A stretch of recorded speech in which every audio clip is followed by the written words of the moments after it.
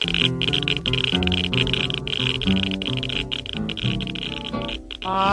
don't want to set the world on fire.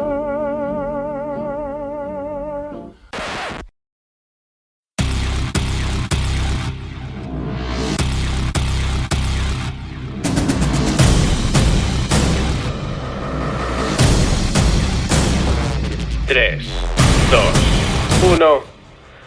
Buenos días, buenas tardes o buenas noches, guerreros de la carretera. ¿Qué pasa, buscadores de gasolina? ¿Creíais que Bad Newshead solo tenía ojos para el yermo de siempre? ¿Que esta radio solo sintonizaba cosas sobre refugios, necrófagos o propaganda del enclave? No. Hoy giramos el dial hacia otra parte. Hoy os llevo de excursión, pequeños. Bienvenidos a Turismo Distópico, el programa donde vuestro buen amigo Bad Newshead se convierte en guía turístico del desastre. Una vez más, cuando las lunas se alinean y el combustible lo permite, vamos a dejar atrás las tierras que conocemos. Vamos a visitar otros mundos, otros futuros que también se fueron al garete. Otras civilizaciones que miraron al abismo y el abismo les devolvió la mirada con interés compuesto. Porque escuchadme bien, fieles oyentes, el apocalipsis tiene muchas caras. A veces llega con un destello nuclear y te deja buscando Nuca-Colas entre los escombros. Otras veces son las máquinas las que despiertan y deciden que los humanos somos el problema. O quizás es el gran hermano quien te vigila desde cada esquina mientras tú finges que eso no te importa. O puede ser que una megacorporación que vende implantes cromados hasta que ya no sabes dónde termina la carne y empieza el circuito. O simplemente se acaba la gasolina. Y entonces, amigos míos, empieza la verdadera locura. Y precisamente por ahí empezamos. Porque para el primer episodio de Turismo Distópico no podía elegir otro destino. No podía llevaros a otro sitio que no fuera el lugar que inventó el apocalipsis de carretera. Hoy visitamos Australia, pero no la Australia de los canguros y las playas bonitas. No, hoy visitamos la Australia donde el petróleo vale más que la sangre, donde los hombres se matan por un bidón de combustible, donde las carreteras son campos de batalla y los coches son auténticos dioses. Así que poneos cómodos, guerreros de la carretera. Ajustaos las gafas de soldador, hijos del asfalto. Comprobad que tenéis el depósito lleno, buscadores de gasolina. Porque este viaje va a ser largo. Y cuando digo largo, digo épico. Vamos a recorrer más de 40 años de historia, 5 películas y un videojuego que merece mucho más amor del que recibió. Un universo tan rico, tan brutal, tan absolutamente loco, que os garantizo que al final de esta transmisión vais a querer salir ahí fuera y construiros vuestro propio V8 Interceptor. Pero antes de pisar el acelerador a fondo, dejadme que os explique cómo va a funcionar esto de turismo distópico. El concepto es simple. Una vez al mes, en lugar del programa habitual de El Distopista, vamos a hacer una parada en otra distopía. Otro mundo, otra ficción, otro ¿y si todo se va a la mierda de esta manera? Y no vamos a ir de ¡ay, mira qué interesante esta obra de ficción! ¡Qué profunda reflexión sobre la condición humana! No, vamos a ir al grano. Os voy a contar la historia, el lore, los personajes, las facciones, los vehículos, las armas, la tecnología, todo lo que necesitáis saber para entender ese universo como si hubierais nacido en él.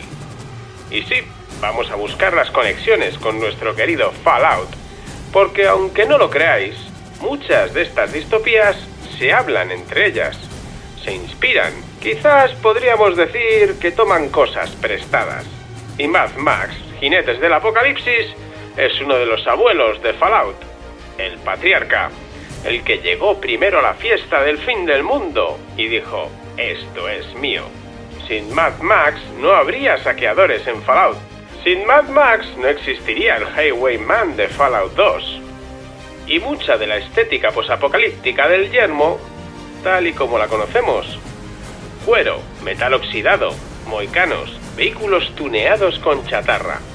Todo eso nació en el cerebro de un médico australiano que vio cómo su ciudad se volvió loca por falta de gasolina. Y pensó, ¿y si esto fuera peor? Así que agarraos fuerte, bolsas de sangre. Hoy vamos a recorrer la saga Mad Max de principio a fin. Desde la primera película de 1979, hecha con 4 duros y un sueño, hasta Furiosa en 2024, pasando por La Cúpula del Trueno, Fury Road, y sí, el videojuego de 2015 que todo el mundo ignoró y no debería haber hecho. ¿Estáis listos? ¿Tenéis agua? ¿Tenéis fe? Porque donde vamos, la fe es lo único que no se puede robar. ¡Arrancamos motores! ¡Sed testigos! Ahora, antes de hablar de Max, antes de hablar de coches, gasolina y tipos con mohicanos conduciendo hacia el infierno, tenemos que hablar de un médico. Un médico de urgencias de Melbourne, Australia. Un tipo que pasaba las noches cosiendo a gente que llegaba destrozada por accidentes de tráfico. Su nombre es George Miller, y sin él, nada de lo que vamos a ver hoy existiría. Miller trabajaba en Royal Melbourne Hospital a principios de los años 70. Y si hay algo que te enseña a trabajar en urgencias, guerreros de la carretera, es lo frágil que es el cuerpo humano. Lo rápido que una vida puede cambiar. Un segundo estás conduciendo tranquilamente y al siguiente eres un puzzle de huesos que alguien tiene que recomponer a las 3 de la madrugada. Miller veía eso todas las noches. Cuerpos destrozados, familias rotas, metal retorcido. Y empezó a obsesionarse con una idea: la violencia en la carretera, el coche como arma, el ser humano convertido en proyectil de carne y acero. Pero eso solo era la mitad de la ecuación. La otra mitad llegó en 1973. Veréis, jinetes del apocalipsis, en 1973 hubo una crisis del petróleo a nivel mundial. Los países de la OPEP cortaron el grifo y de repente el oro negro se convirtió en oro. En Australia la cosa se puso seria. El gobierno impuso restricciones brutales. La gasolina quedó reservada para servicios de emergencia. Para el ciudadano normal, nada. Te jodías y caminabas. ¿Y qué pasó? Os lo voy a decir, hijos del asfalto. Melbourne se volvió loca en tan solo 10 días. ¡10 días! La gente empezó a pelearse en las gasolineras. Robos, agresiones, tipos que llevaban toda la vida siendo vecinos, de repente mirándose como enemigos. Las colas para conseguir un poco de combustible duraban horas, y en esas colas la desesperación se cocinaba a fuego lento hasta que alguien explotaba. George Miller vio todo eso, lo vio desde urgencias, donde llegaban víctimas, y lo vio en las calles, donde la civilización se agrietaba como un parabrisas después de un impacto. Y entonces se hizo la pregunta. La pregunta que cambió el cine posapocalíptico para siempre. Si 10 días sin gasolina han convertido Melbourne en esto, ¿qué pasaría en 10 años? Y así nació Mad Max. No en un despacho de Hollywood, no en una reunión de ejecutivos con trajes caros. Nació en la cabeza de un cirujano australiano que había visto demasiada sangre y que entendió algo fundamental sobre la naturaleza humana. La civilización es una capa de pintura muy fina. Rascas un poco y debajo solo hay bestias. Pero vamos a meternos en harina, guerreros de la carretera. Y antes de nada, quiero deciros, si no habéis visto alguna de las películas, todo lo que voy a contar va a ir con spoilers, así que mucho cuidado. Quedáis advertidos. Y ahora, la pregunta. ¿Qué pasa en el mundo de Mad Max para que todo se vaya al garete? Porque no es magia, no es un meteorito, ni zombies ni aliens. Es algo mucho más real, mucho más aterrador. Es el petróleo. Imaginaos esto. Principios de los años 80. En el universo Mad Max, las tensiones entre Irán y Arabia Saudí, que en nuestro mundo se resolvieron con diplomacia, en el mundo de Max explotan. Literalmente. A los 2 días del conflicto, los campos petrolíferos más grandes del mundo están ardiendo. El Golfo Pérsico queda minado, los oleoductos del noroeste destruidos y de repente, el torrente de energía que alimentaba al mundo entero se convirtió en un goteo. La ONU intenta negociar. Mientras los diplomáticos hablan, el precio del petróleo se duplica, luego se cuadruplica y luego se vuelve a cuadruplicar. Nos quejamos mucho del precio de la gasolina en nuestro mundo, pero creo que cualquier buscador de gasolina de ese mundo habría matado por los precios de nuestra gasolinera más cercana. Las grandes economías colapsan. El dólar, el marco, el yen, todo cae en picado. Los países declaran estados de emergencia. En Alemania Occidental imponen la ley marcial. En Italia y España vuelve a haber golpes militares. Y en Australia, los corredores de bolsa ven como sus imperios se derrumban en tiempo real. Las fábricas cierran, los molinos se detienen y la gente es enviada a casa temporalmente. Pero ese temporalmente se convierte en un para siempre. Sin petróleo, los camiones no pueden transportar materias primas. Sin materias primas, las fábricas no pueden producir. Sin producción, no hay trabajo. Sin trabajo, no hay dinero. Y sin dinero, no hay ley. Porque escuchadme bien, bolsas de sangre. Cuando la gente tiene hambre de verdad, cuando no pueden alimentar a sus hijos, cuando ve que el sistema que prometía protegerles se desmorona, la gente deja de seguir las reglas. La única industria que crece en la Australia de Mad Max es el crimen, el robo, el saqueo, el secuestro de camiones cisterna. Las ciudades se convierten en campos de batalla. De día, los saqueadores se reparten el botín, y de noche, los ciudadanos luchan entre ellos por las migajas. Y los únicos que intentan mantener algo parecido al orden son un puñado de polis con chaquetas de cuero y coches trucados. La MFP, la Main Force Patrol, los últimos guardianes de la ley en un mundo que ha decidido que la ley ya no importa. Y aquí, jinetes del apocalipsis, es donde entra nuestro protagonista, un policía llamado Max Rokatansky, un hombre que todavía cree en el sistema, que todavía tiene una familia, que todavía tiene algo que perder. Por ahora. 1979. Australia. Un grupo de locos con 4 duros en el bolsillo decide hacer una película. Y cuando digo 4 duros, guerreros de la carretera, lo digo literalmente. El presupuesto de Mad Max fue de $350.000 australianos. Para que os hagáis una idea, eso es lo que cuesta el catering hoy de una semana en una producción de Hollywood. George Miller, nuestro médico convertido en cineasta, tuvo que hacer magia con esa miseria, ya que era él el que había ahorrado ese dinero. Los actores eran desconocidos, el equipo aficionados, los coches prestados o comprados en desguaces, y las escenas de acción se rodaban en carreteras reales, con tráfico real y con permisos que ni existían. Era cine de guerrilla, muchachos, puro y duro. Y aquí viene lo curioso. Escuchad esto. Mad Max no estaba pensada para ser una película posapocalíptica. No. En el guión original era una película de acción policial. Polis contra bandas de moteros en el Melbourne contemporáneo.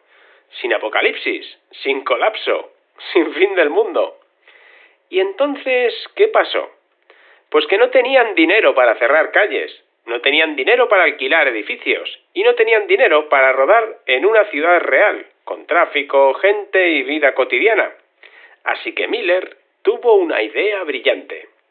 ¿Y si ambientamos esto en un futuro cercano? ¡Bum! De repente podían rodar en calles vacías y edificios abandonados. ¡Gratis!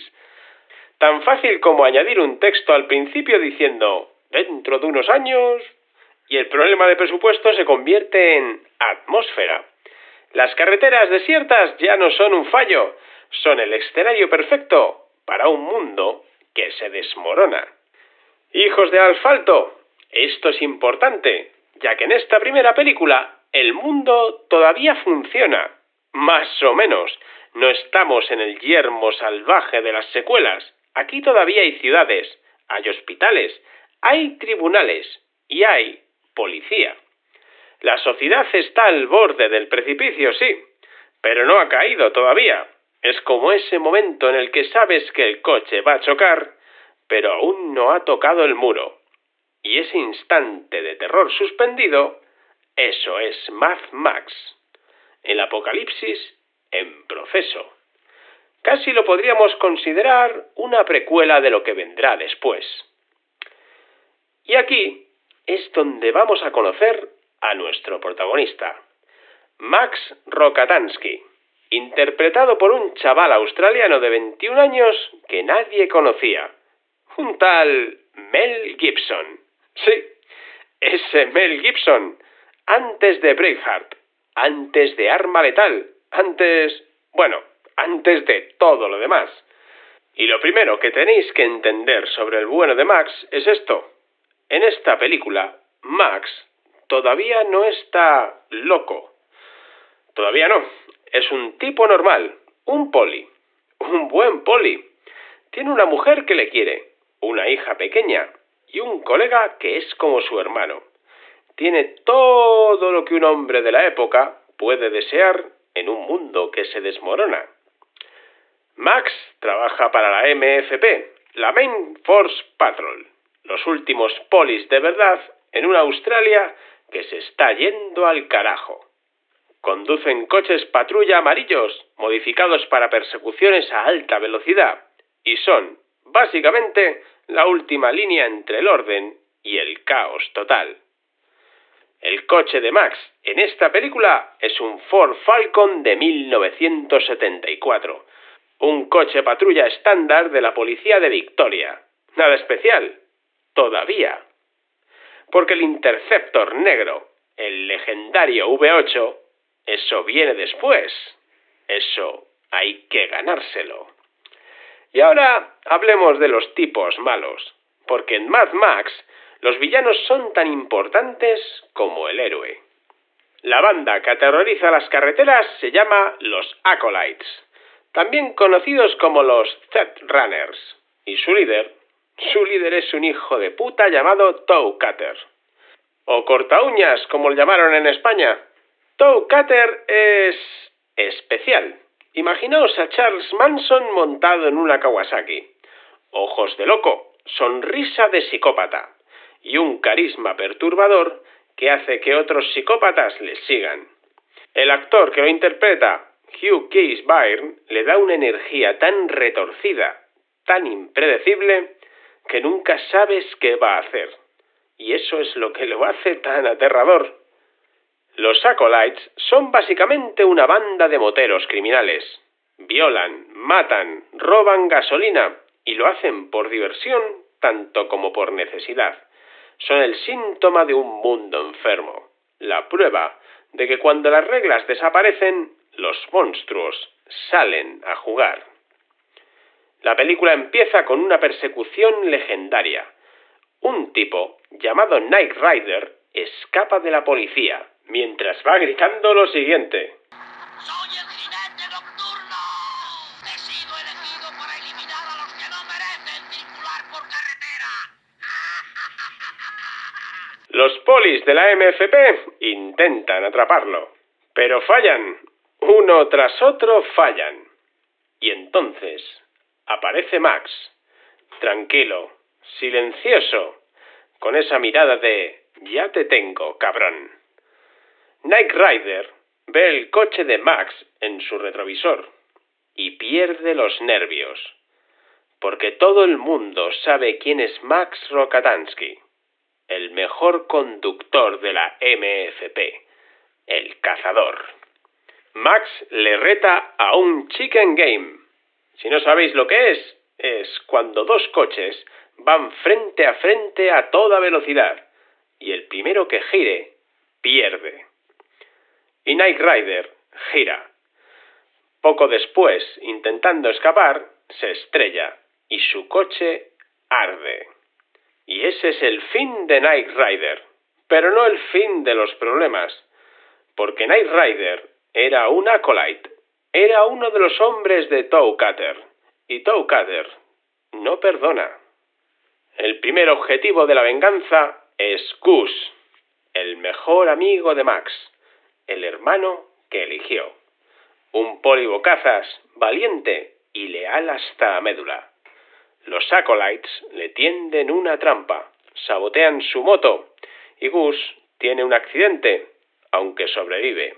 Está herido, pero vivo. Pide ayuda, monta la moto en la pick-up de un compañero que viene a socorrerle y se va con ella. Y entonces llega la banda de Toe Cutter. Le lanzan una pesa al parabrisas, haciendo que pierda el control de la camioneta y vuelque. Se encuentran a Gus indefenso y atrapado en su coche volcado. El combustible gotea y Toe Cutter obliga a uno de sus hombres, un chaval llamado Johnny the Boy, a encender una cerilla. Johnny duda, pero Toe Cutter insiste, y el coche de Gus explota en llamas, con Gus dentro.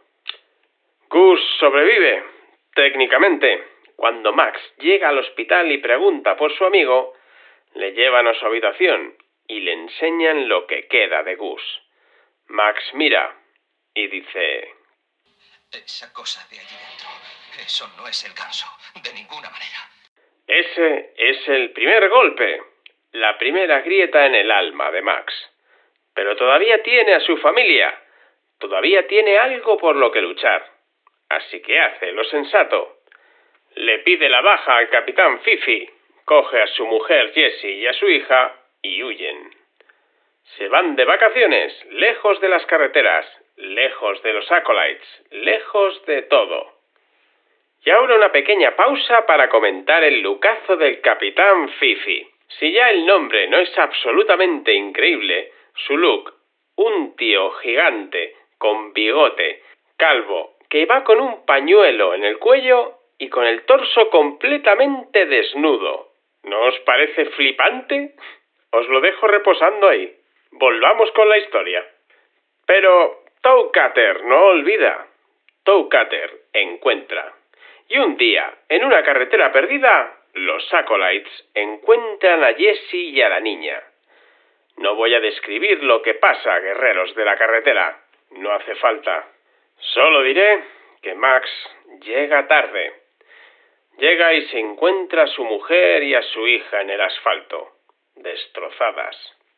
Y aquí es donde Max Rokatansky muere. No físicamente, pero el hombre que era, el padre, el marido, el poli que creía en el sistema. Ese hombre deja de existir y en su lugar nace otra cosa. Mad Max.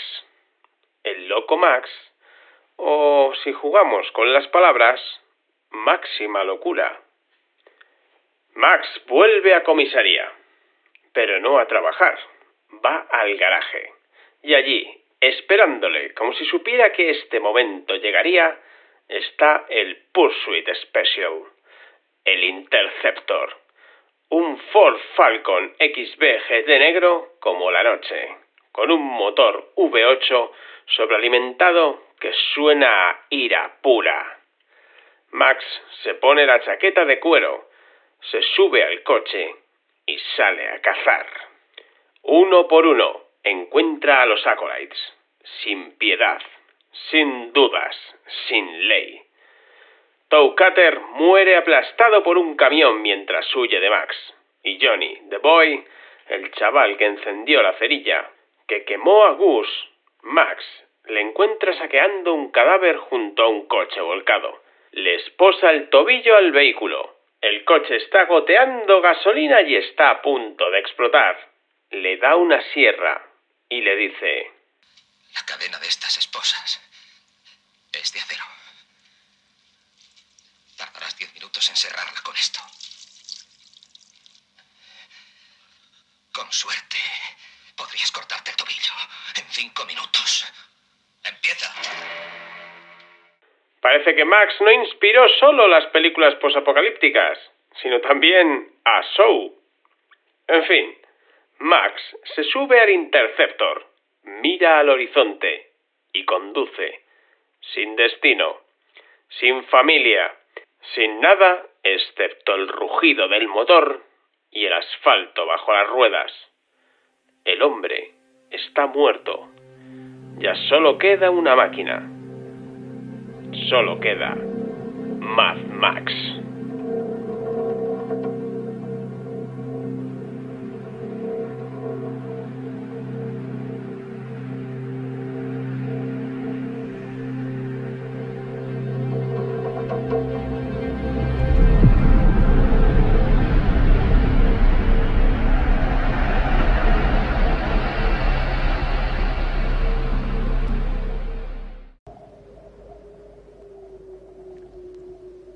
Mi vida se apaga, mi vista se oscurece.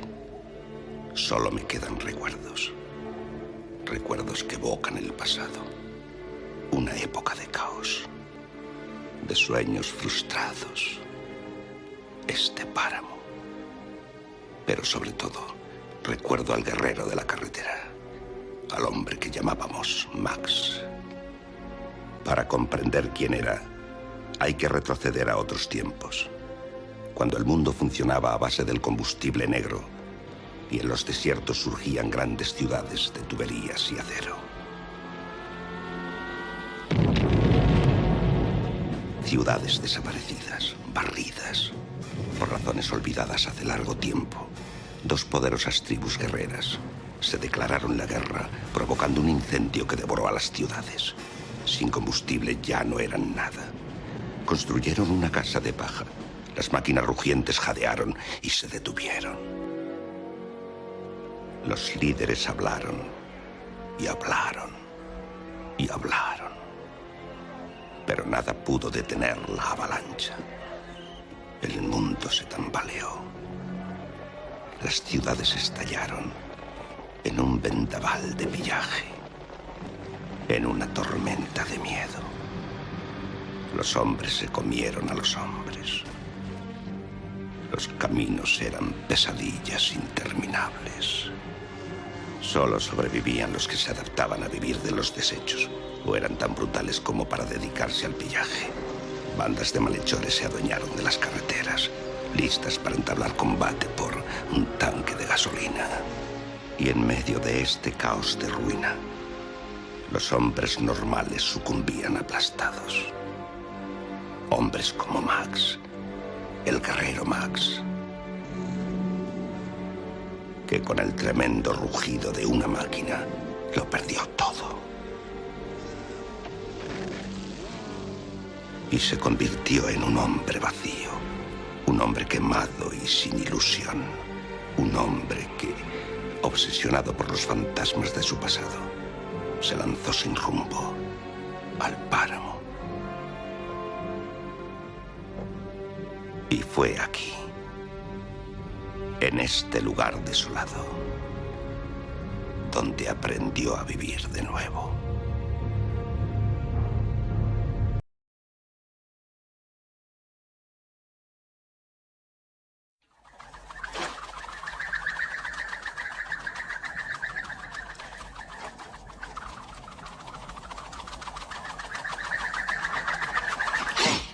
Y volvemos, y vamos directos a la siguiente película. Mad Max, el guerrero de la carretera. La segunda película, amigos carroñeros, mi preferida hasta que salió Fury Road. 3 años. Han pasado 3 años desde que Max Rokatansky condujo hacia el horizonte con el alma hecha a pedazos. Y el mundo ha decidido que ya era hora irse al infierno del todo. Olvidaos de las ciudades, olvidaos de los hospitales, los tribunales, la policía. Olvidaos de la MFP. Todo eso ya no existe. Lo que queda es arena, metal oxidado y sangre. La segunda película de la saga se llama Mad Max 2 en Australia, pero en Estados Unidos la estrenaron como The Road Warrior. ¿Por qué?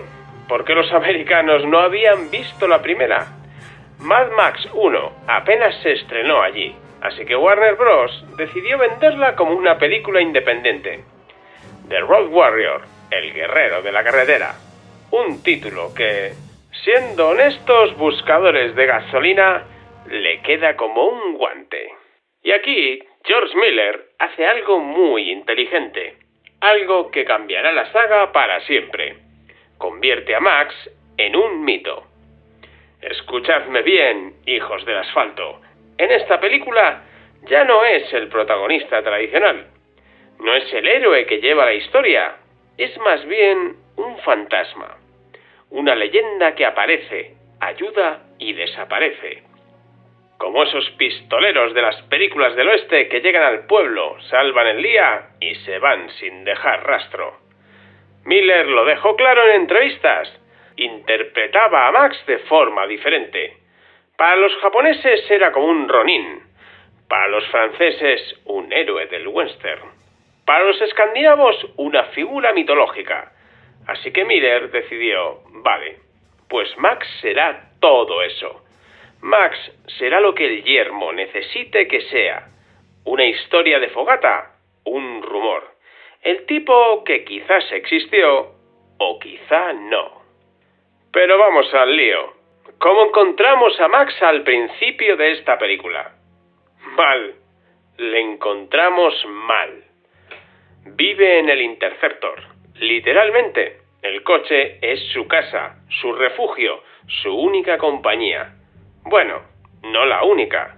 Tiene un perro callejero que se ha unido a él en algún momento. Y por un rato, jinetes del apocalipsis, casi parece que Max tiene algo parecido a una vida. Pero mirad su cara, mirad sus ojos. Está roto. La muerte de su familia le ha convertido en algo que ya no es del todo humano. Un superviviente, un depredador, alguien que ya no siente el horror cuando ve un cadáver. Solo piensa, ¿tendrá gasolina? Y aquí es donde conocemos a uno de los personajes más memorables de la saga. Un loco con un autogiro, un charlatán con gafas de aviador, un cobarde encantador que intenta robar a Max y termina siendo su aliado, el Capitán Giro. El Capitán Giro es complicado, es un mentiroso, es un oportunista. Intenta atracar a Max con una ballesta y una serpiente. Sí, una serpiente, no preguntéis. Pero cuando Max le perdona la vida a cambio de información, el Capitán Giro le habla de un lugar. Un lugar donde hay gasolina, miles de galones, un pozo de petróleo que todavía funciona, un pequeño asentamiento que refina su propio combustible. Y Max, como buen buscador de gasolina, decide ir a echar un vistazo. Pero hay un problema grande. El asentamiento está sitiado. Mientras observa en la distancia, Max encuentra a un hombre herido que intentaba salir de expedición del asentamiento. Le ofrece llevarlo de vuelta a cambio de gasolina, y el tipo acepta. Pero cuando llegan, Este muere. Y los del asentamiento miran a Max con desconfianza. Y aquí entra el villano de esta película. Un villano que hace que Toe Cutter parezca un aficionado. Lord Humungus, el señor de la guerra del yermo. Imaginaos esto, bebedores de leche materna. Un tipo enorme, músculos sobre músculos, la cabeza cubierta por una máscara de hockey, una voz profunda, educada, casi tranquilizadora, y detrás de él, un ejército de dementes. Los hombres de Humungus son puro heavy metal hecho carne. Moicanos, cuero, cadenas, pinturas de guerra, vehículos blindados con púas, con calaveras, con todo lo que puedas imaginar. Son bárbaros y han rodeado el asentamiento como lobos rodeando un rebaño. ¿Qué quieren? La gasolina, obviamente. Humungus les ofrece un trato a los del asentamiento. Entregad el combustible, marchaos en paz, nadie tiene que morir. Pero todos saben que es mentira. Humungus no deja supervivientes. Y aquí empieza a tomar protagonismo un pequeño secundario que es muy especial en esta película, el niño salvaje, que de repente aparece desde una madriguera y lanza su boomerang hacia uno de los secuaces de Humungus. Este lo esquiva y acaba impactando en su novio. Y esto desata la locura del sicario. Tanto que el propio Humungus tiene que cogerle del cuello para calmarle. Y ahí, Humungus les da un ultimátum y les da un día para que se marchen si no quieren ser destruidos. Una vez los mastines de Humungus se largan, las cosas se calman y Max tiene la oportunidad de hablar con el líder del asentamiento, Papagayo, un tipo duro, pragmático, que intenta mantener a su gente con vida, que están debatiendo sobre si hacer caso a Humungus o permanecer en el asentamiento. Y entonces Max habla y les propone un trato. Él les trae un camión capaz de remolcar su cisterna de combustible y ellos le dan todo el petróleo que pueda cargar. Trato hecho. No voy a estar contándoos cada escena de acción, amigos carroñeros, porque estaríamos aquí toda la noche. Además, es mejor verlas. Si hay algo que tenéis que saber, es que Mad Max 2 tiene alguna de las mejores persecuciones jamás filmadas. Coches estallando, tipos saltando entre vehículos en movimiento y el Interceptor destrozando enemigos. El caso es que Max consigue el camión, se vuelve a encontrar con el Capitán Giro y vuelve al asentamiento como prometió, no sin antes tener que rechazar un ataque de los mastines de Humungus. La gente le agradece todo lo que ha hecho por él, pero él, que solamente mira por su propio culo y que no quiere volver a sentirse atado a nadie, les dice que él se va, que no quiere saber nada de lo que viene después. Sin embargo, Papagayo va a hablar con él. Y tiene un discurso para Max que, bueno, que duele.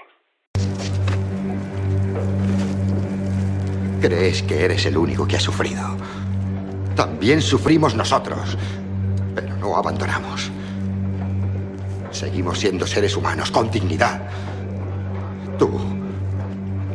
Tú estás ahí fuera con la basura. No eres nada.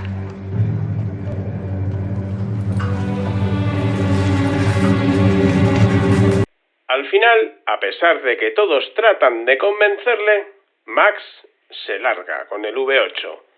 Sin embargo, los mastines de Humungus le dan caza, destrozan el coche y Max logra escapar por los pelos. El Capitán Giro le salva y le vuelve a traer al campamento. Y ya no le queda opción. El plan original era que Papagayo llevase el camión y lo usase como cebo, pero Max se ofrece para sustituirle. Max conducirá el camión cisterna, ya que es lo que busca el grupo de Humungus. El resto del grupo huirá en caravana hacia el norte, buscando un nuevo hogar. Humungus y sus bárbaros perseguirán el camión y Max será el cebo. La persecución final de Mad Max 2 es legendaria. 15 minutos de puro caos. Max al volante del camión, el niño salvaje escondido en la cabina, el capitán Giro sobrevolando en su autogiro y toda la horda de Humungus detrás. Uno a uno los bárbaros van cayendo. Humungus se acerca, Max acelera y entonces el Chicken Game final. Humungus de frente, Max de frente. El camión de Max aplasta el coche de Humungus y explota. Pero el camión también se estrella. Max sale volando, herido, sangrando, apenas consciente, y entonces descubre la verdad. El camión cisterna estaba lleno de arena, no de gasolina, arena. Mientras él atraía a los bárbaros, el resto del grupo escapaba con el combustible real, escondido en sus vehículos.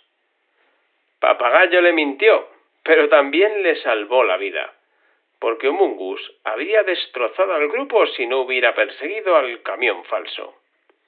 El capitán Giro recoge a Max, le ofrece unirse al grupo, ir con ellos al norte, empezar de nuevo, pero Max dice que no.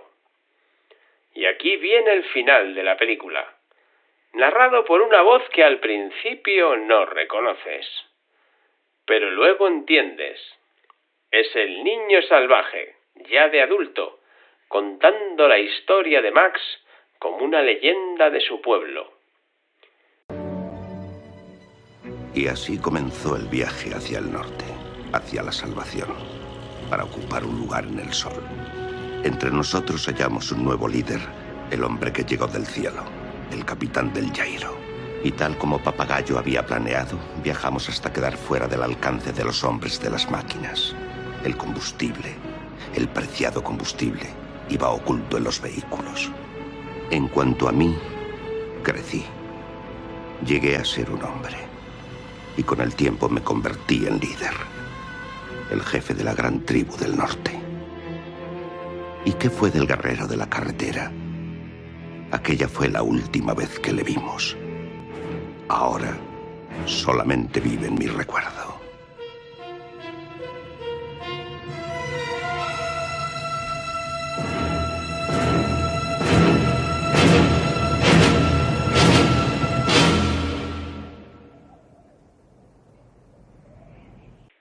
Max desaparece en el desierto, solo, otra vez, siempre solo.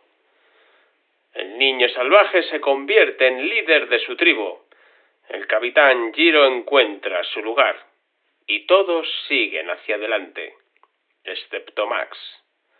Max sigue conduciendo hacia ninguna parte.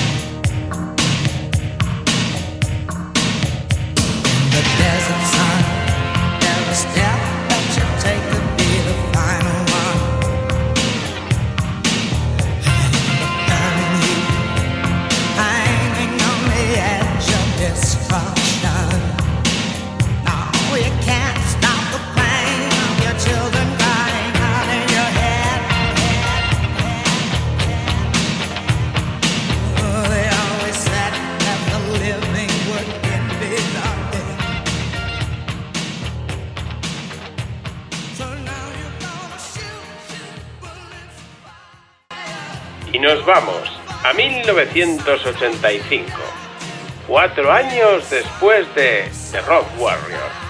Y las cosas han cambiado, no solo en el yermo Guerreros de la Carretera, también en Hollywood. Mad Max ya no es una película australiana de bajo presupuesto, ahora es una franquicia. Y Warner Bros. Quiere más, el público quiere más. Y George Miller está pasando por un momento difícil. El productor de las películas anteriores y muy buen amigo de Miller, Byron Kennedy, murió en un accidente de helicóptero.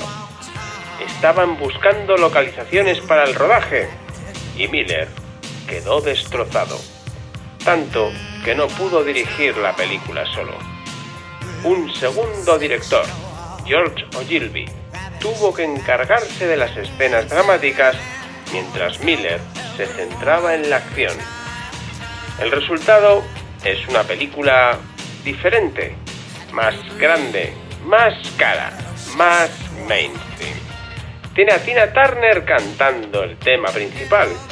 Tiene niños, tiene momentos casi de comedia y tiene a mucha gente dividida. En realidad, la película parecen dos películas. La primera parte me parece genial y la segunda, bueno, es la segunda. Pero escuchadme, hijos del asfalto. Más allá de la cúpula del trueno, no es una mala película. Quizás es una película rara, y dentro de esa rareza hay momentos absolutamente geniales. Momentos que se han quedado grabados en la cultura pop para siempre.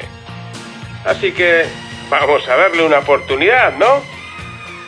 Pongámonos en situación. Han pasado 15 años desde El guerrero de la carretera. 15. Max ya tiene 40 y tantos, y el mundo ha cambiado de nuevo.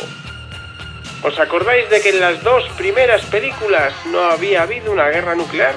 Que todo era colapso económico, bandas de moteros y escasez de petróleo. Pues eso se acabó. En algún momento entre la segunda y la tercera película, las bombas cayeron.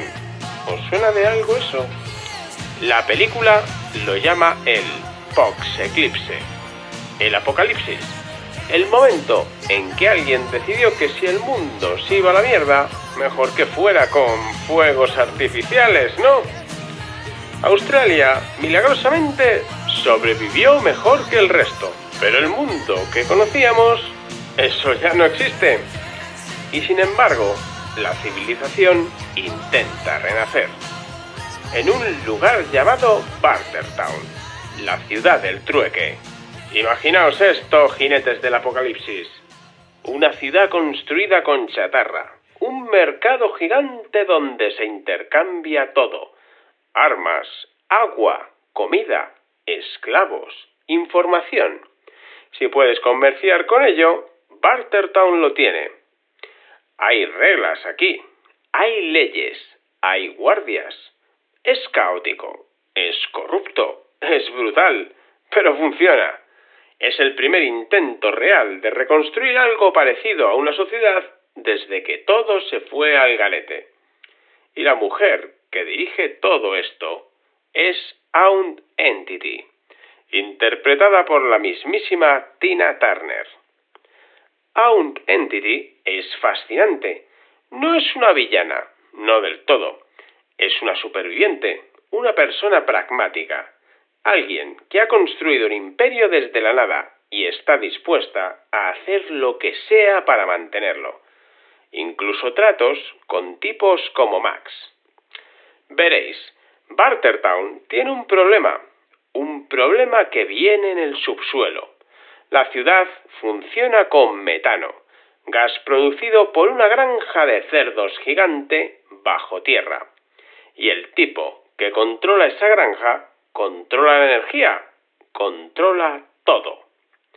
Ese tipo se llama Master Blaster. Y no es un tipo, son dos. Master es un enano, un genio, el cerebro que diseñó todo el sistema de metano. Sabe que sin él, Bartertown se apaga y usa ese poder para desafiar a Aunt Entity. Blaster es un gigante, un monstruo de 2 metros y pico, pura fuerza bruta. Master va montado en su espalda, como un jinete en su caballo de guerra, y juntos son Master Blaster, y son intocables. Aunt Entity quiere deshacerse de ellos, pero no puede hacerlo abiertamente. Necesita a alguien de fuera, alguien con quien no puedan relacionarla, alguien que sea capaz de matar a Blaster. Y aquí entra Max. Max llega a Bartertown buscando sus posesiones. Le han robado todo. Otra vez. Un piloto con un carromato tirado por camellos le ha dejado sin nada. Sin vehículos, sin armas, sin recursos. Y Auntie le ofrece un trato. Mata a Blaster y recuperarás todo lo que perdiste, más un vehículo nuevo y provisiones. Max acepta, pero hay un problema. En Bartertown no puedes simplemente matar a alguien. Hay que hacerlo legalmente. Y eso nos lleva al lugar que da nombre a la película, la Cúpula del Trueno, el Thunderdome. Imaginad una cúpula de metal gigante, una jaula esférica hecha de barras de acero. Dentro, armas colgando de cadenas, mazas, motosierras, hachas y dos hombres atados con arneses elásticos que les permiten volar por todo el espacio. La regla es simple, la regla más famosa de toda la saga Mad Max. Dos hombres entran, uno sale. Dos hombres entran, uno sale. Dos hombres entran, uno sale. Dos hombres entran, uno sale. Dos hombres entran, uno sale. Dos hombres entran, uno sale. Dos hombres entran, uno sale. Dos hombres entran, uno sale. Dos hombres entran. ¿Os ha quedado claro? Dos entran, uno sale. Este es el sistema de justicia de Bartertown. ¿Tienes un problema con alguien? A la Cúpula del Trueno. ¿Alguien te ha robado? A la Cúpula del Trueno. ¿Quieres matar al gigante que controla el metano de forma legal? A la puta Cúpula del Trueno. Bueno, Max se las arregla para provocar al Master Blaster. Le reta y el combate comienza. Al principio, Blaster destroza a Max. Es demasiado fuerte, es demasiado grande. Así que Max vuela por la cúpula como un muñeco de trapo.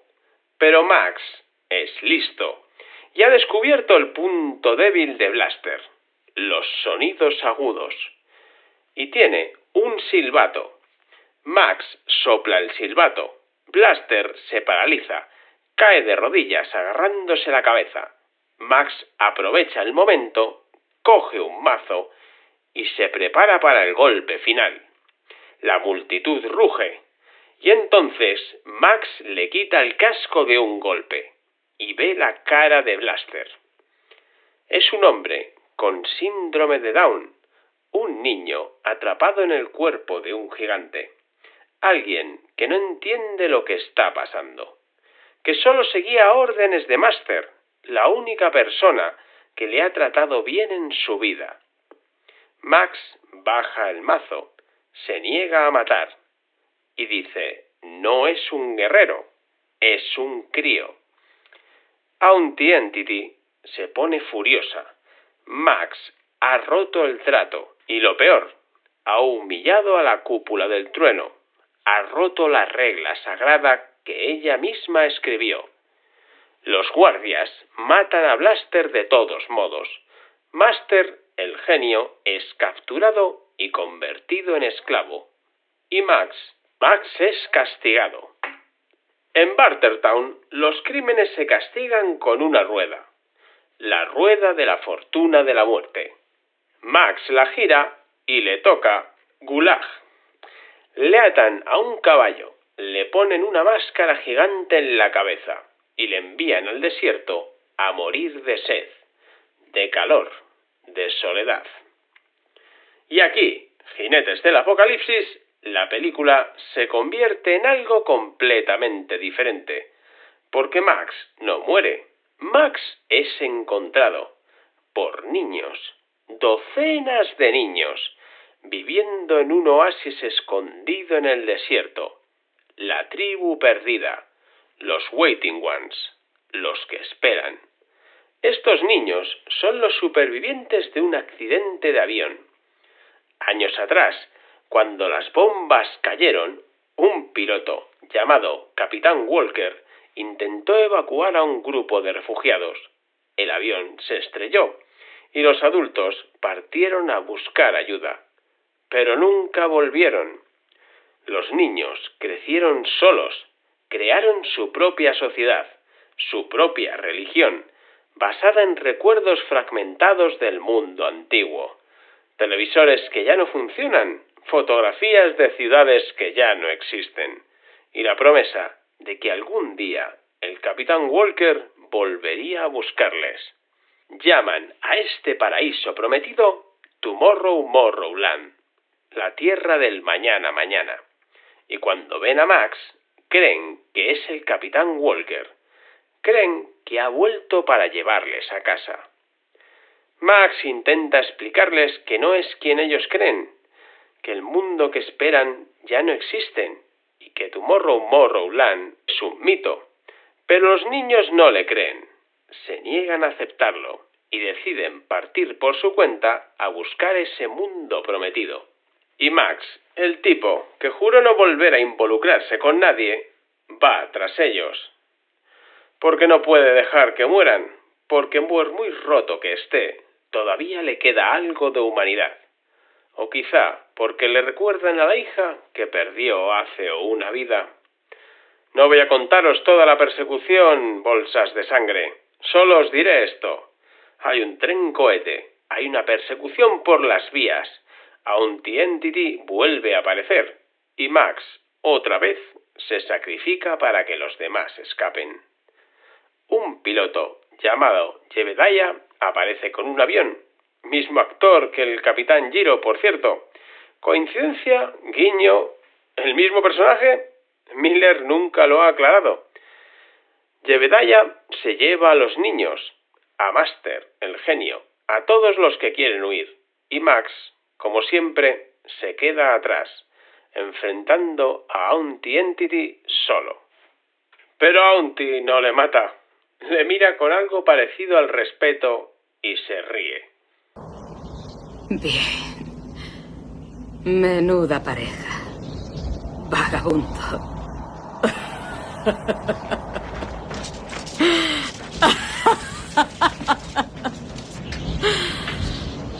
Adiós, soldado.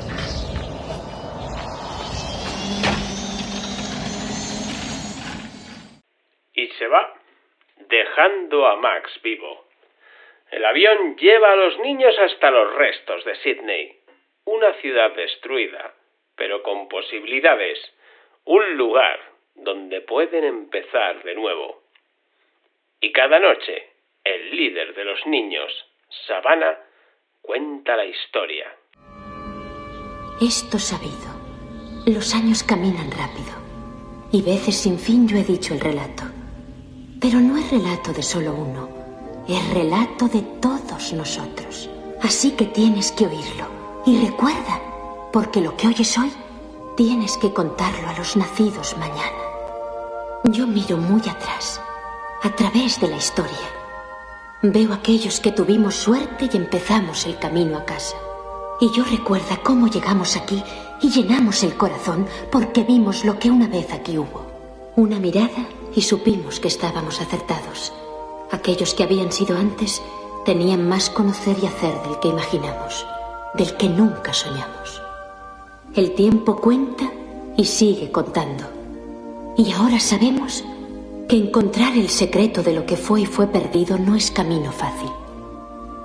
Pero esa es nuestra huella y hemos de seguirla, aunque nadie sabe a dónde nos lleva. Y así aún, cada noche decimos el relato. Así recordamos quién fuéramos y de dónde viniéramos.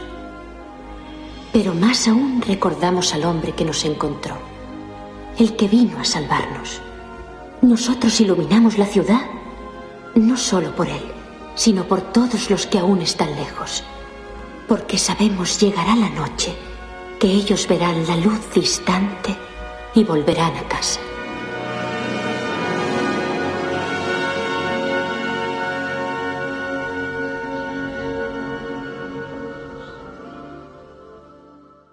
La leyenda de cómo fueron salvados. La leyenda de un hombre que vino del desierto, que no era el Capitán Walker, pero que les salvó de todos modos. Max no va, nunca va, porque Max no tiene un hogar. Max solo tiene la carretera.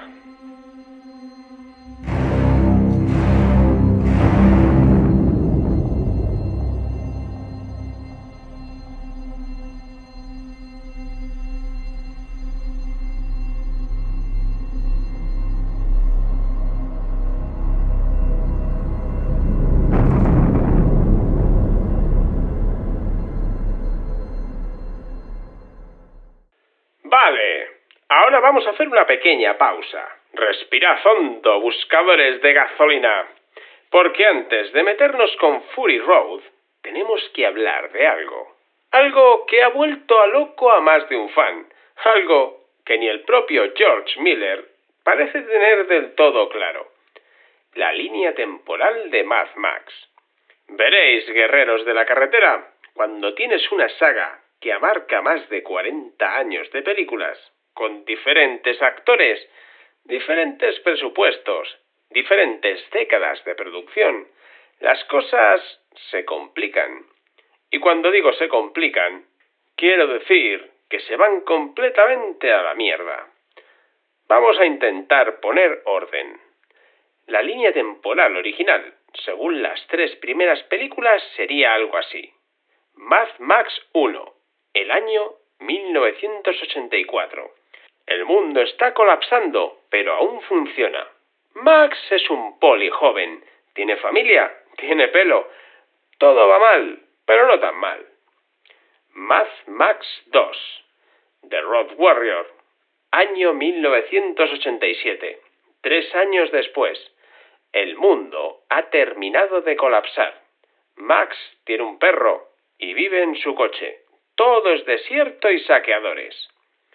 Mad Max 3, más allá de la cúpula del trueno, año 2000. 15 años después de Road Warrior. Las bombas nucleares han caído. Max ya tiene 40 y tantos. Hay niños que han crecido sin conocer el mundo antiguo. Hasta aquí todo más o menos cuadra, ¿verdad? Pues ahora viene Fury Road. Y todo se va a la mierda. Fury Road se estrena en 2015, 30 años después de Más allá de la cúpula del trueno, y el protagonista ya no es Mel Gibson, es Tom Hardy, un tío que en 2015 tenía 37 años. Max en Fury Road parece tener 30 y pocos, pero si seguimos la línea de tiempo temporal original, Max debería tener como 60. Tom Hardy está muy bien para su edad, pero no tanto. Y hay más. Al principio de Fury Road, Max dice en un monólogo que él era policía, un Road Warrior, un patrullero. Pero si han pasado más de 40 años desde que existían los policías, ¿cómo coño tiene 30 años? Y aún hay más. En Fury Road aparecen las Bubadini, las ancianas guerreras del clan Furiosa, y una de ellas reconoce a Furiosa, que fue secuestrada de niña hace unos 19 años. 7000 días, dice la película. Luego sale el tráiler de Furiosa en 2024, y dice que Furiosa fue secuestrada 45 años después del colapso. Si Furiosa fue secuestrada 45 años después del colapso y han pasado 19 años después de entonces, estamos en el año 64 después del apocalipsis. Eso significaría que Max, si hubiera nacido antes del colapso y hubiese sido policía, tendría como mínimo 80 y tantos años en Fury Road. Tom Hardy, el hombre que no envejece, el vampiro del yermo. Pero vamos, fuera coñas. ¿Qué hacemos con esto? ¿Fury Road es una secuela? ¿Es un reboot? ¿Es una reimaginación? Pues la respuesta de George Miller es brillante. Frustrante para algunos, pero para Mad Max es perfecta. Miller dijo en entrevistas que Max no es un personaje. Max es un mito, una historia de fogata. El tipo que aparece cuando le necesitas y desaparece cuando ya no. El forastero misterioso. ¿Recordáis lo que os dije en The Road Warrior? Que el niño salvaje cuenta la historia de Max como una leyenda de su tribu. que los niños de la Cúpula del Trueno le incluyen en el relato. Max no es una persona con una biografía coherente. Max es el guerrero de la carretera, un arqueotipo, una idea, el tipo que el yermo necesita que exista. Así que cuando veáis Fury Road, no os preocupéis por las fechas. No intentéis cuadrar la edad de Max. No busquéis coherencia donde no la hay. Simplemente aceptad que en algún lugar del yermo, en algún momento del tiempo, un hombre llamado Max conduce hacia el horizonte. Y cuando alguien le necesita, ahí está. ¿Es el mismo Max de las películas de Mel Gibson? ¿Es otro Max? ¿Es un descendiente? ¿Un imitador? ¿Una alucinación colectiva del yermo? Sí, la respuesta es sí a todo. Y ahora que hemos aclarado que nada tiene sentido y que eso está bien, dejemos que la suspensión de incredulidad nos deje disfrutar de la película. Vamos a hablar de la película que muchos consideran la mejor película de acción jamás filmada. Vamos a hablar de Fury Road.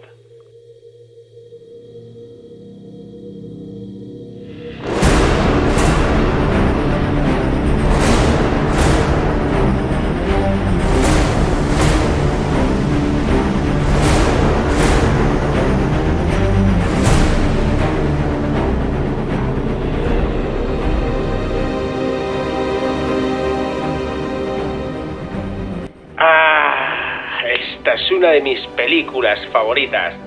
Me atrevería a decir que esta es la mejor película que se ha hecho en el siglo XXI y me pelearé a muerte con cualquiera que diga lo contrario. 2015, 30 años después de Más allá de la Cúpula del Trueno, el mundo había olvidado a Mad Max. Las películas eran reliquias de los 80. Mel Gibson, un recuerdo polémico. Y nadie esperaba lo que estaba a punto de pasar. Nadie, excepto George Miller, que llevaba 20 años preparándolo. 20 años, jinetes del apocalipsis. 2 décadas. Eso es lo que tardó Fury Road en llegar a las pantallas. ¿Por qué? Porque el universo parecía empeñado en que esta película no se hiciera. Pero por suerte, la voluntad consiguió lo contrario. Primero fue el 11 de septiembre de 2001. Ya sabéis lo que pasó. El mundo cambió. Hollywood se puso nervioso con las películas violentas y el proyecto se congela. Luego fue la guerra de Irak. Miller quería rodar en Namibia. Las restricciones de viaje lo complicaban todo y el proyecto se congeló otra vez. Después, el dólar australiano se desplomó frente al americano. El presupuesto ya no cuadraba. ¿Adivináis qué pasó? Congelación.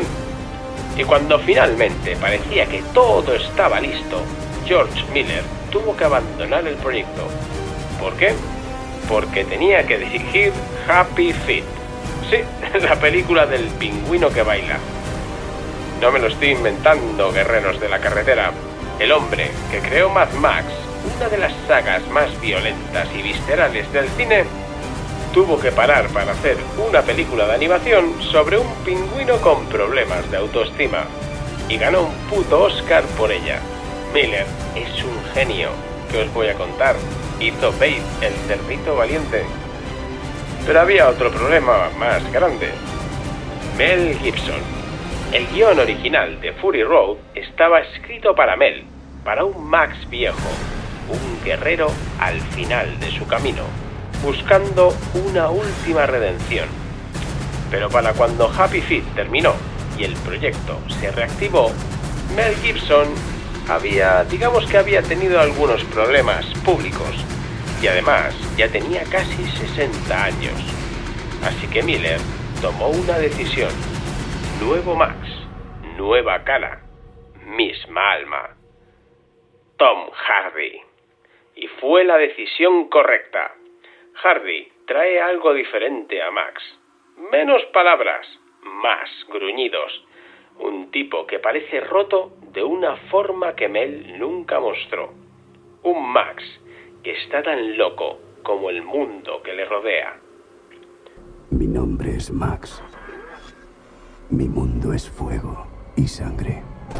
¿Por qué haces daño a esta gente? Es por el combustible, imbécil. Guerras por el combustible. Matamos por gasolina. El mundo se está quedando sin agua. Se libran guerras por el agua. Antes era policía. Un guerrero de la carretera buscando hacer justicia. Del pánico más absoluto. La humanidad se ha sublevado y se ha desatado el terror. Un conflicto terrorífico.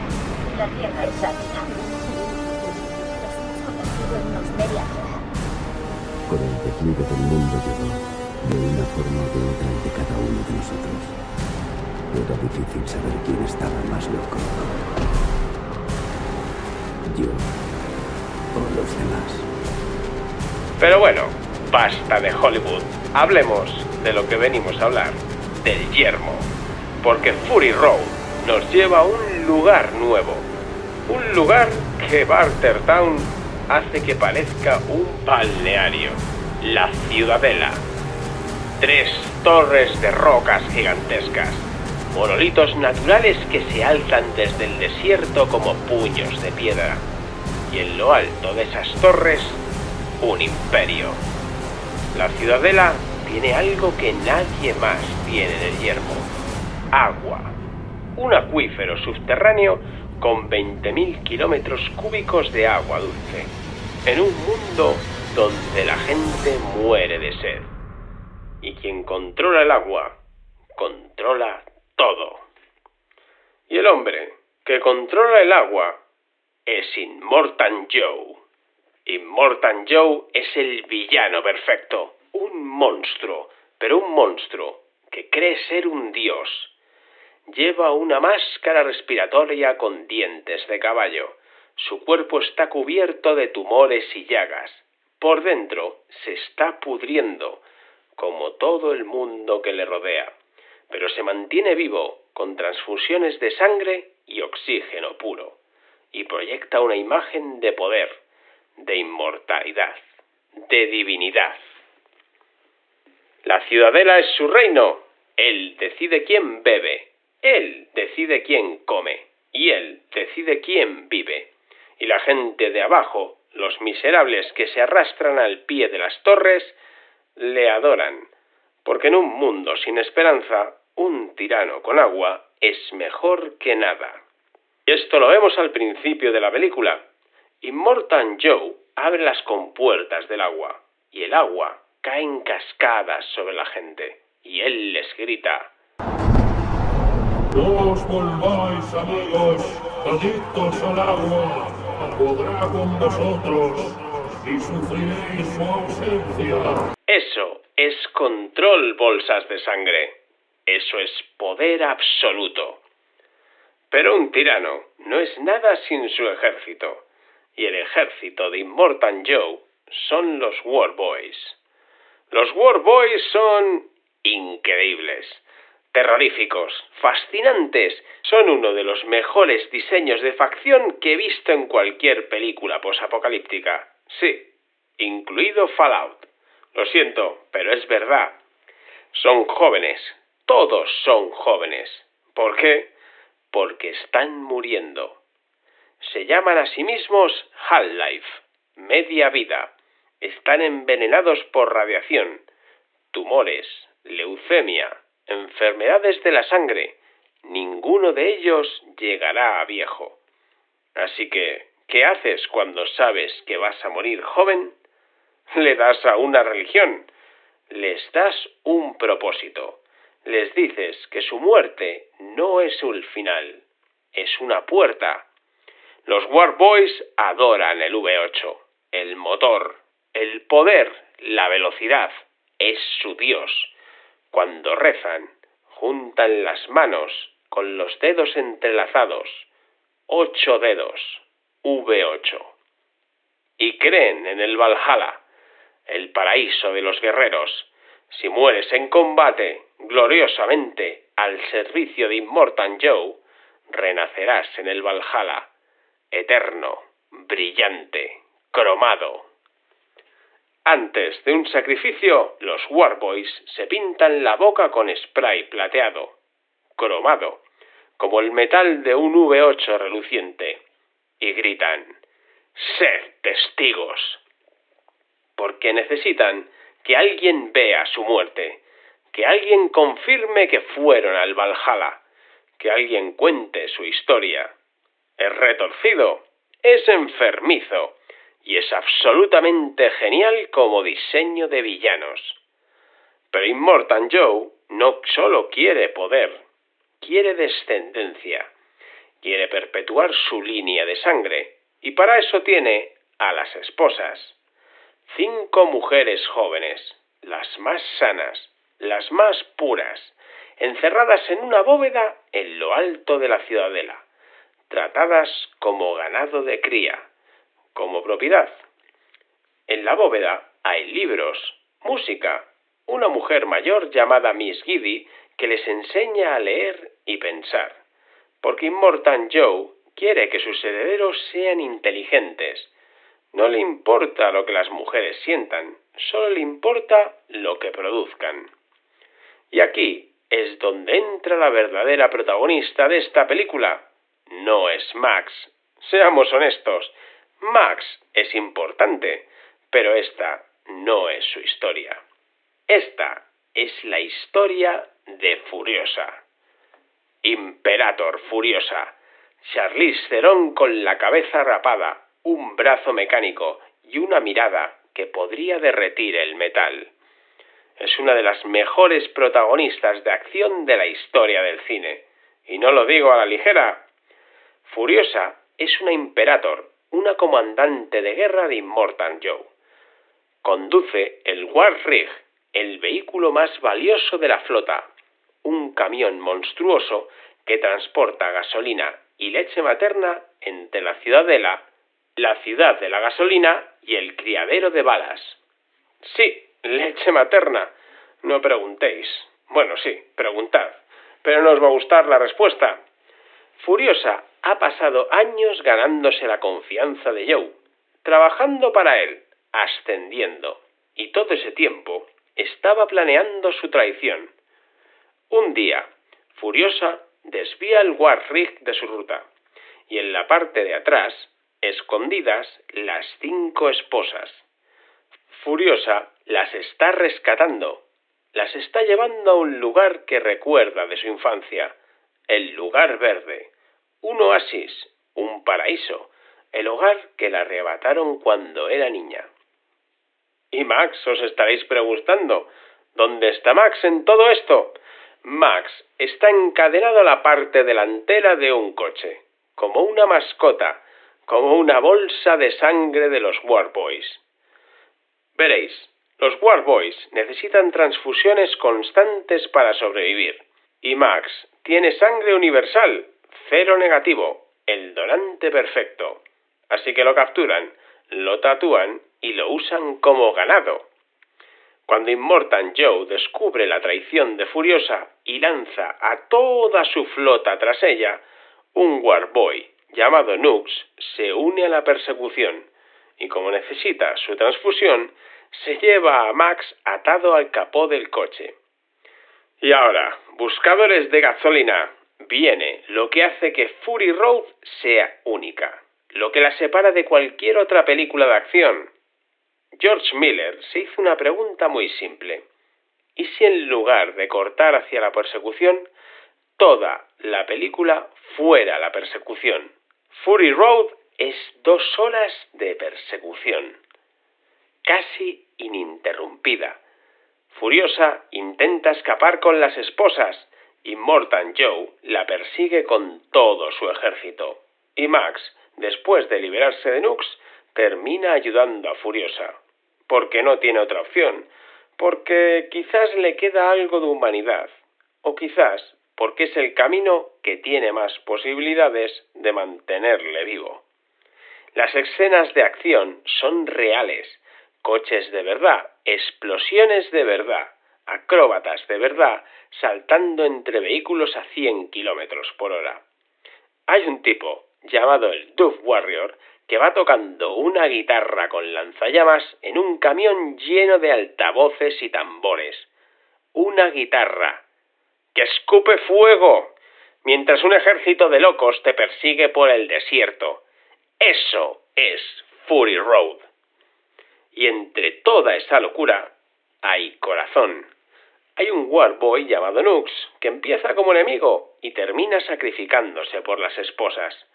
Hay una anciana guerrera de las Bubalini que guarda semillas de plantas extintas, esperando encontrar un lugar donde plantarlas. Hay una esposa embarazada que prefiere morir libre que vivir como una esclava. El lugar verde ya no existe cuando Furiosa y los demás llegan. Es un pantano muerto, envenenado, nada. Los sueños de Furiosa destrozados. Pero Max tiene una idea. No huyas hacia ninguna parte.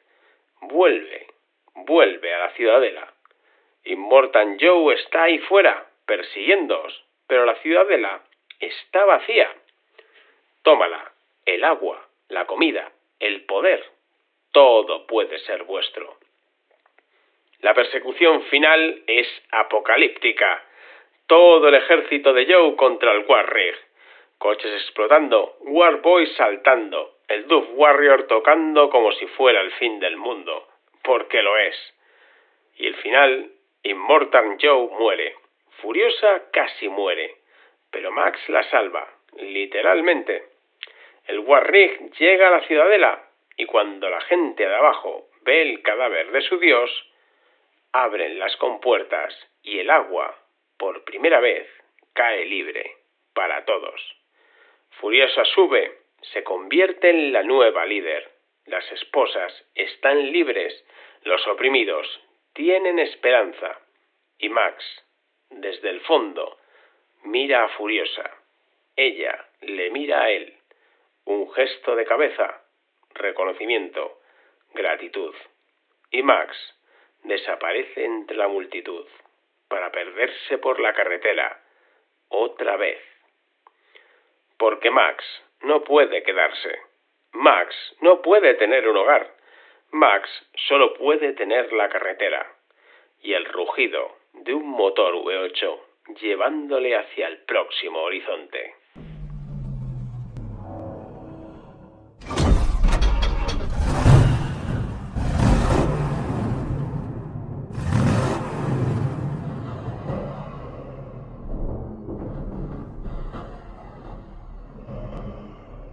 Fury Road ganó 6 Oscars. Fue nominada a la mejor película. Los críticos la llamaron una de las mejores películas de acción de todos los tiempos. Y tienen razón. Es cine en estado puro. Es adrenalina. Es emoción. Es puro arte. Y es, sin duda, el pináculo de la saga Mad Max.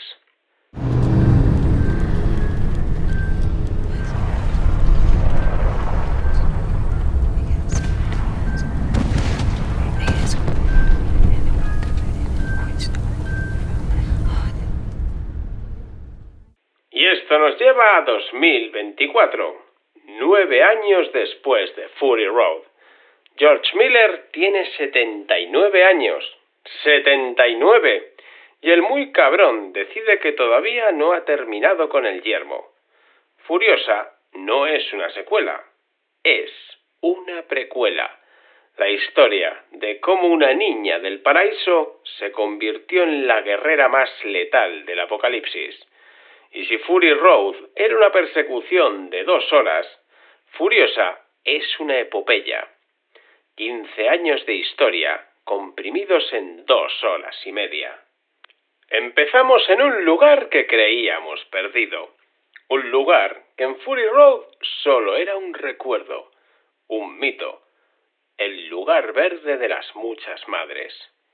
Y existe, guerreros de la carretera, existe. Un oasis escondido en medio del desierto. Árboles frutales, agua limpia, cultivos, vida. Las Bubalini viven aquí, un clan de mujeres guerreras, supervivientes, guardianas de este pequeño Edén en medio del infierno. Y entre ellas una niña, una cría de pelo negro y ojos que ya muestran más dureza de la que deberían. Furiosa. Un día, una banda de saqueadores encuentra el borde del lugar verde. Furiosa, que es una cría, pero ya tiene un instinto de guerrera, intenta sabotear sus motos. Quiere impedir que vuelvan con refuerzos, que revelen la ubicación del oasis. Pero falla, y la capturan. Su madre, Mari Yabasa, la sigue, a caballo, sola, a través del desierto, durante días, intentando recuperar a su hija. El amor de una madre, muchachos, no hay fuerza más peligrosa en ningún yermo. Pero Mary también es capturada, y ambas son llevadas ante el líder de la horda, un hombre que se hace llamar Dementus. Dementus es único. Chris Hemsworth, el tío que hace de Thor, convertido en un señor de la guerra demente, con una nariz postiza y un carro tirado por motos. Pero no os dejéis engañar por su aspecto ridículo. Dementus es peligroso. No porque sea fuerte, no porque sea un genio estratega. Es peligroso porque es impredecible. Porque mezcla carisma con crueldad. Porque puede estar riéndose contigo un segundo y arrancándote la cara al siguiente. Dementus intenta ganarse a Furiosa, le ofrece comida, comodidades, la trata como si fuera especial, pero solo quiere una cosa, la ubicación del lugar verde. Furiosa no habla, durante días, semanas, una niña de 10 años mirando a un monstruo a los ojos y negándose a traicionar a su gente. Y entonces Dementus decide cambiar de táctica. Si la niña no habla, quizás la madre sí, pero no con preguntas, con dolor. Mary Yabasa es torturada delante de Furiosa, lentamente, durante días. No voy a describir lo que le hacen, hijos del asfalto. No hace falta. Solo os diré que Mary muere lentamente, sin revelar nada, mirando a su hija y diciéndole con los ojos que sea fuerte. Furiosa ve morir a su madre y algo dentro de ella no se rompe, se forja. El dolor convertido en acero, la pérdida se convierte en propósito. La niña muere y empieza a nacer la Imperator. Pero la historia no acaba aquí. De hecho, apenas empieza. Dementus tiene sus ambiciones. Quiere más que su pequeña horda de moteros. Quiere un imperio. Y para eso necesita tratos. Dementus llega a la Ciudadela, se encuentra con Immortan Joe y le ofrece un cambio. Le da a Furiosa una niña sana, perfecta para ser una futura esposa, a cambio de suministros, de reconocimiento, de un lugar en la jerarquía del yermo. Joe acepta, pero Furiosa tiene otros planes. No piensa ser la esposa de nadie. Se corta el pelo, se cubre de grasa y se disfraza de chico. Y se infiltra entre los trabajadores de la Ciudadela, los mecánicos, conductores, la clase baja del imperio de Joe. Y durante años, Furiosa espera, trabaja, observa, aprende. Aprende a conducir mejor que nadie, aprende a pelear, aprende cómo funciona cada vehículo, cada arma, cada sistema de la Ciudadela. Y poco a poco va escalando, de mecánica a conductora, de conductora a escolta, de escolta a tripulante del Walrig. Y es aquí donde conoce a Praetorian Jack, un Imperator, el comandante del Walrig, el único que descubre su secreto. Pero Jack no la delata, la entrena, se convierte en su mentor, en su protector, quizá en algo más. La película no lo dice explícitamente, pero hay algo entre ellos. Respeto, confianza, algo que en el yermo es más raro que el agua. Mientras tanto, Dementus sigue causando problemas. Se apodera de la ciudad de la gasolina por un tiempo, y luego la pierde. Se apodera del criadero de balas, y luego lo pierde.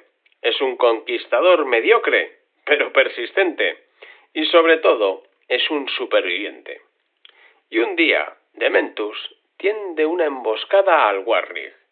Jack y Furiosa intentan escapar, pero los hombres de Dementus son demasiados. Jack es capturado, torturado, delante de Furiosa, igual que hicieron con su madre. Otra persona que ama, otro ser querido, arrancado de su vida, por el mismo monstruo. Furiosa escapa, pero pierde su brazo en el proceso, literalmente atrapado entre los engranajes de un vehículo, y tiene que arrancárselo para huir.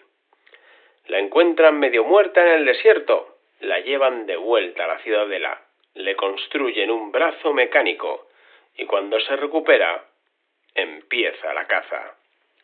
La guerra de los 40 días. Furiosa contra la horda de Dementus. Uno por uno, va eliminando a sus hombres. Emboscadas, ataques nocturnos, sin piedad, sin descanso. Cada muerte es un paso más hacia Dementus. Y cuando finalmente lo encuentra, Dementus está solo, patético. Todo su ejército destruido, todo su poder desvanecido. Solo queda un hombre roto, encadenado, esperando a la muerte. ¿Y qué hace Furiosa? Eso, Jinetes del Apocalipsis, es un misterio. La película nos da varias versiones. Algunos dicen que le disparó en la cabeza, rápido, limpio, sin satisfacción, porque la venganza nunca la da.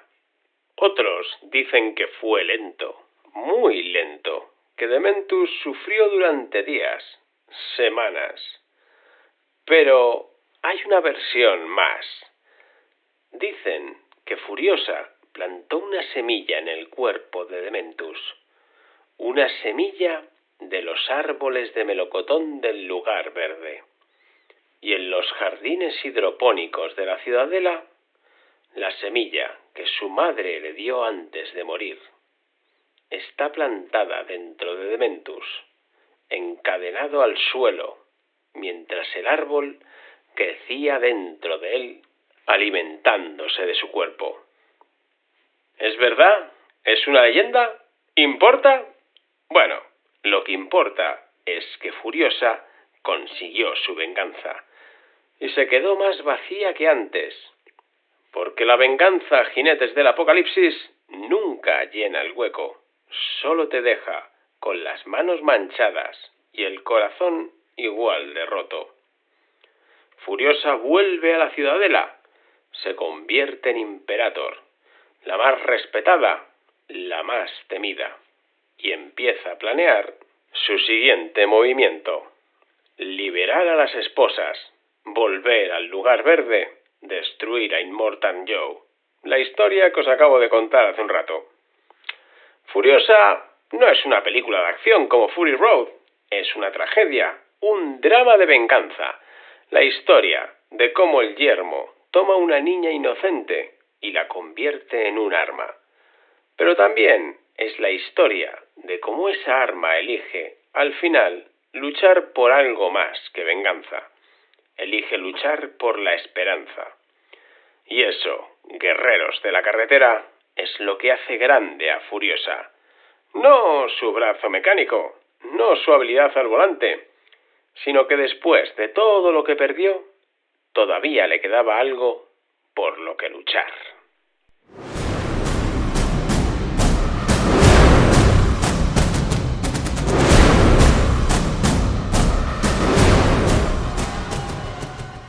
Vale, amigos, estamos llegando a casi el final. Ahora vamos a hablar de la joya olvidada del yermo. Hemos hablado de las 5 películas, de George Miller, de Max, de Furiosa, de Immortan Joe. Pero hay algo más, algo que mucha gente no conoce, o peor, algo que mucha gente olvidó. En septiembre de 2015, el mismo año que Fury Road arrasó en los cines, salió un juego simplemente titulado Mad Max, desarrollado por Avalanche Studios, los mismos locos suecos que hicieron Just Cause. Y os voy a decir algo, buscadores de gasolina.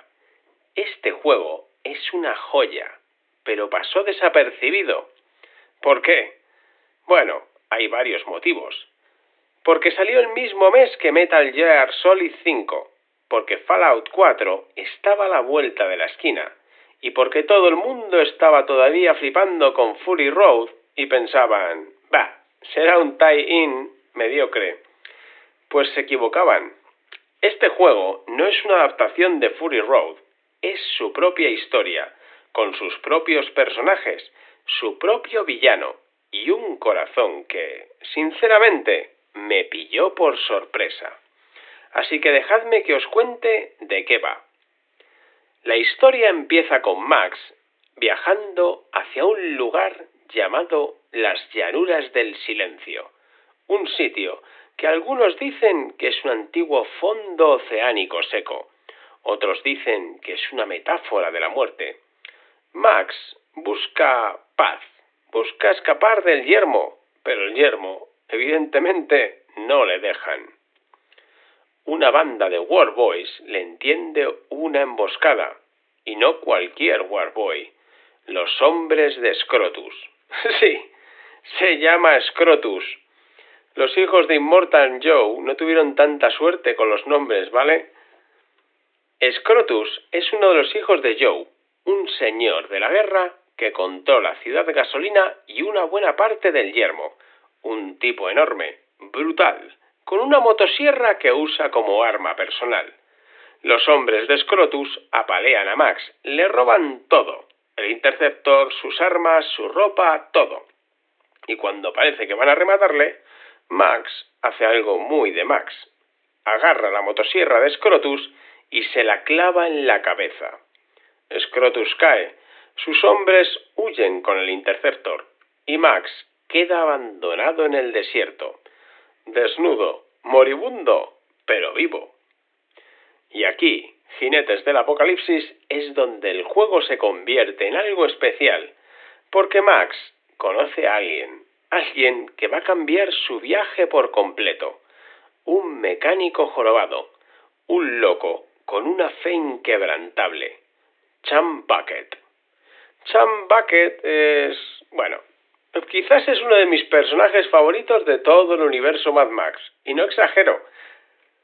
Es un tipo deforme, jorobado, con una pierna mala. Vive en un barco varado en mitad del desierto y cree, con toda su alma, en los ángeles de la combustión. Para Cham, los motores son sagrados.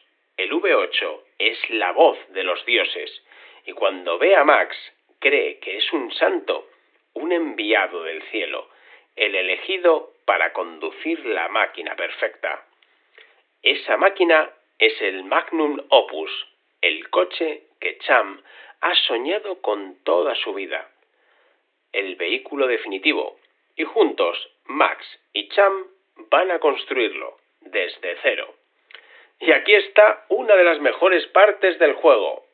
Hijos del asfalto, la personalización del Magnum Opus, el motor, la carrocería, las ruedas, el parachoques, el color, las armas, arpones, lanzallamas, un puto lanzarpones explosivo llamado Thunderspoon. Puedes pasarte horas tuneando el coche, y cada mejora se siente. Pero para mejorar el Magnum Opus necesitas recursos, chatarra, y para conseguir chatarra necesitas aliados, fortalezas amigas, líderes que te apoyen. El yermo del juego está dividido en territorios, cada uno controlado por un líder diferente, cada uno con su propia personalidad. Está Jit, un tipo pragmático que vive en un faro, y es el más cuerdo de todos, solo quiere sobrevivir y proteger a su gente. Hacer tratos, no pregunta demasiado. Me cae bien Jit. Está Good Gas, un viejo loco que vive en un barco varado, igual que Cham, espera que el mar vuelva algún día. Tiene fe en cosas imposibles, pero también tiene recursos. y una lealtad incrementable una vez te la ganas. Está Pink Eye, una mecánica dura como el acero. Hay teorías de que fue miembro de la MFP en el pasado. Lleva una chaqueta de cuero y una escopeta recortada, y no se fía de nadie, pero si demuestras tu valía, es una aliada feroz. Está Deep Fryer, un chamán del desierto, el líder espiritual de su comunidad. Un tipo extraño, pero sabio.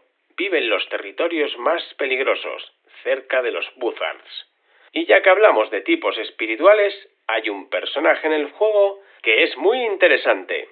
Grifa. Grifa es... ¿cómo explicarlo? Aparece en el desierto, en medio de la nada, como una visión. Habla con Max sobre su camino, sobre su alma, sobre la locura que le consume. ¿Es real? ¿Es un fantasma? ¿Es la propia conciencia de Max manifestándose? El juego nunca lo aclara, y eso me encanta. Grifa es la parte de Max que todavía quiere ser humano. La voz que le dice que la venganza solo lleva a más vacío, que hay otro camino. Pero el corazón del juego no es Grifa, no es el Magnum Opus, no es ni siquiera la venganza contra Scrotus. El corazón del juego es la relación entre Max y Champ Bucket. Porque Max empieza tratando a Champ como una herramienta, un medio para un fin. Tú construyes, yo conduzco, luego me largo. Pero poco a poco algo cambia. Champ es leal hasta la locura. Cree en Max cuando Max no cree en sí mismo. Ve algo bueno en él cuando Max solo ve un monstruo. Y Max, a regañadientes, empieza a proteger a Champ, a preocuparse por él, a encariñarse, en su manera rota y silenciosa. Y luego está Hope y su hija Glory. Max las encuentra prisionera en una de las fortalezas, una madre y una niña enferma, vulnerables, necesitadas de ayuda. Max intenta ignorarlas, intenta seguir su camino, pero no puede, porque por muy roto que esté, Max no puede ver sufrir a un niño y mirar hacia otro lado. Hope representa todo lo que Max perdió, una familia, un propósito, una razón para vivir, más allá de sobrevivir. Y Max, sin quererlo, se involucra. Las protege, rescata a Glory cuando es secuestrado por los Buzzards. Se convierte en su guardián. Pero esto es Mad Max, guerreros de la carretera. Y en Mad Max, Max siempre pierde lo que ama. Scrotus, el muy cabrón, sobrevivió a la motosierra en la cabeza. Tiene el cráneo abierto y lleva el arma clavada en el cerebro. Pero sigue vivo, sigue furioso y quiere venganza. Descubre dónde están Hope y Glory, y mientras Max está lejos, ocupado en otra misión, Scrotus ataca. Y cuando Max vuelve, ya es demasiado tarde. Otra vez. Hope y Glory están muertas, igual que su mujer y su hija hace años. La historia se repite, el ciclo de pérdida continúa. Y Max enloquece. La persecución final es brutal. Max contra todo el convoy de Scrotus, el Magnum Opus al límite. Arpones, explosiones, coches destrozados, el Land Mover de Scrotus, un monstruo de metal cayendo pieza a pieza. Pero para acabar con Scrotus, Max tiene que tomar una decisión y embiste el Land Mover con el Magnum Opus a toda velocidad. El impacto destruye ambos vehículos y en ese impacto Champ Bucket muere, abrazando a su creación, al Magnum Opus, a su sueño. El único amigo que Max tenía en el mundo, muerto por su culpa. Max sale de los escombros, encuentra a Scrotus herido, arrastrándose y le remata con su propia motosierra. Y entonces Max encuentra el Interceptor, su coche original, intacto todo ese tiempo, escondido por Scrotus como trofeo. Max se sube, arranca el motor y conduce hacia las llanuras del silencio, hacia ninguna parte, hacia siempre, solo, otra vez. El videojuego de Mad Max no es perfecto, tiene sus fallos, algunas misiones pueden ser un poco repetitivas, el mundo quizás es demasiado grande, pero para mí es un juego con alma, nos permite meternos dentro del mundo de Mad Max como nunca lo habíamos podido hacer. Tiene a Sam Bucket, que es uno de los mejores compañeros que he visto en un videojuego. Tiene un sistema de combate vehicular que es pura diversión, basado en los Batman Arkham. Tiene un mundo abierto con la atmósfera perfecta del yermo. Tiene un montón de carreras de persecución y carreras que son muy divertidas. Y tiene una historia que, aunque termina en tragedia, es 100% fiel al espíritu de Mad Max. Y creo que si os gusta Fallout, y si os gusta Mad Max, y si os gusta conducir por un desierto posapocalíptico destrozando riders con un arpón, este juego es obligatorio. No vale prácticamente nada en Steam. A menos de €1 lo podéis encontrar. Y merece cada chapa. Y merece que más gente lo descubra. Porque Sam Bucket se merecía un público más grande. Y vosotros os merecéis conocerle.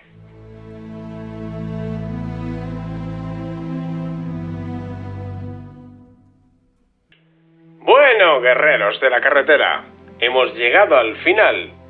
Casi 2 horas hablando de gasolina, venganza, motores V8 y tipos con mohicanos.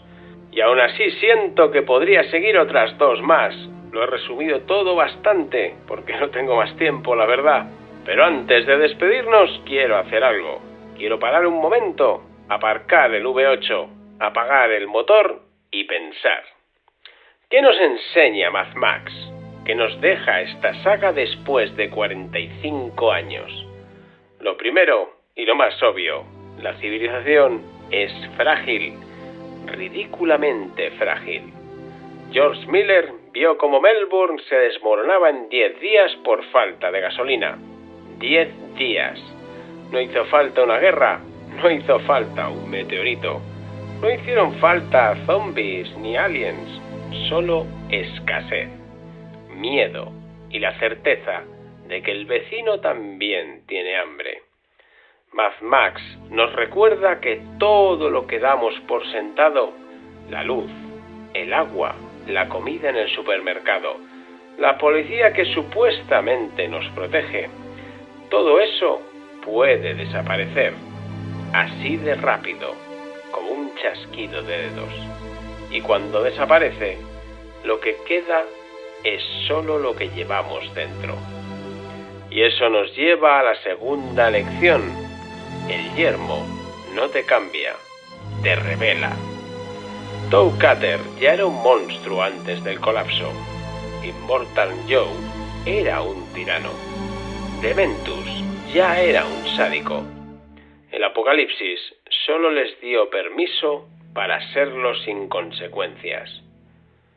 Pero también, Furiosa ya tenía ese fuego dentro, Sam Bucket ya tenía esa fe, las Bubalini ya tenían esa fuerza, el yermo no los creó, solo los puso a prueba y pasaron.